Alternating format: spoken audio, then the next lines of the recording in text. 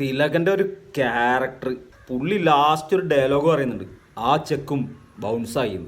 നിങ്ങൾക്ക് രാജസേനന്റെ ഏറ്റവും ഇഷ്ടപ്പെട്ട പടം ഏതാണെന്ന് ചോദിച്ചാൽ ഒരുവിധം എല്ലാവരും പറയുന്ന ഉത്തരം അത് മേലെപ്പറമ്പിൽ ആൺവീട് അല്ലേ.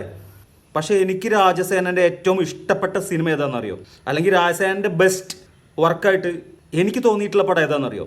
മേലെപ്പറമ്പിൽ ആൺവീടിന് തൊട്ടു മുന്നേ അദ്ദേഹം സംവിധാനം ചെയ്ത 1992 ഇറങ്ങിയ ചിത്രം അയലത്തെ അദ്ദേഹം. ശശിധരൻ ആറാട്ടുവഴി അതിൻ്റെ സ്ക്രിപ്റ്റ്. അദ്ദേഹം ഒരു അസാധ്യ സ്ക്രിപ്റ്റ് റൈറ്ററാണ്. കോമഡി, പുള്ളിൻ്റെ സിനിമകൾ കണ്ടു കഴിഞ്ഞാൽ ചിരിച്ച് നമ്മൾ ബോധം കെടും. അതിൽ ചില സിനിമകൾ ഞാൻ പറഞ്ഞുതരാം.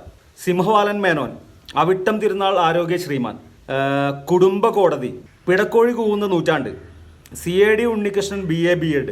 യോധയുടെ സ്ക്രിപ്റ്റ് റൈറ്റർ ശശിധരൻ ആറാട്ടുവഴിയാണ്. എത്ര പേർക്ക് അറിയാം?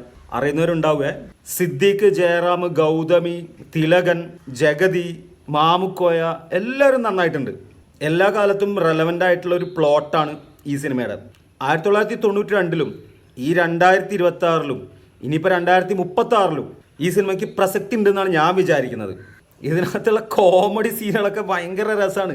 കാസറ്റ് കടയാണ്, പണ്ട് വീഡിയോ കാസറ്റാണ്, ചാണ്ടീസ് കാസറ്റ്, അതാണ് തോന്നുന്നുണ്ട് ജഗതീൻ്റെ കാസറ്റ് കടേൻ്റെ പേര്. ജയറാമിനെ ഒരു ഉദ്ഘാടനത്തിന് ക്ഷണിക്കാൻ വീട്ടിലേക്ക് വരുന്നുണ്ട്. വിദ്യാർത്ഥികൾക്കുള്ള അവാർഡ് വിദ്യാഭ്യാസമുള്ള ഒരാൾ തന്നെ കൊടുക്കുന്നതല്ലേ നല്ലതെന്ന് ചോദിക്കും. അതെന്നെ നിർബന്ധിക്കരുത്, എനിക്ക് ആൾക്കാരെ ഫേസ് ചെയ്യാൻ ബുദ്ധിമുട്ടാണ് എന്ന് പറയുന്നുണ്ട് ജയറാം. ആയിക്കോട്ടെ, കുഴപ്പമില്ല, ഞാൻ വേറെ ആളെ കണ്ടച്ചിട്ടുണ്ട്, അത് പിന്നെ സാറിനോട് സമ്മതം ചോദിച്ചിട്ട് ആവാന്ന് വിചാരിച്ചു. അപ്പോൾ ആരാന്ന് ചോദിക്കും, ഞാൻ തന്നെ.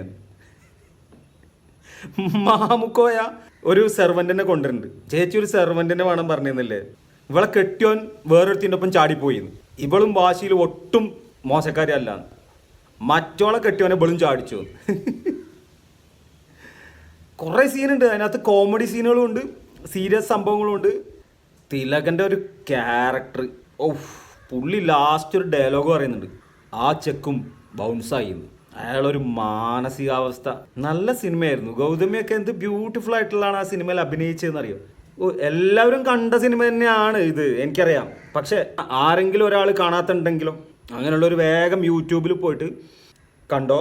നല്ല മനോഹരമായിട്ടുള്ള ഒരു ചിത്രമാണ് 1992 രാജസേനൻ സംവിധാനം ചെയ്ത അയലത്തെ അദ്ദേഹം.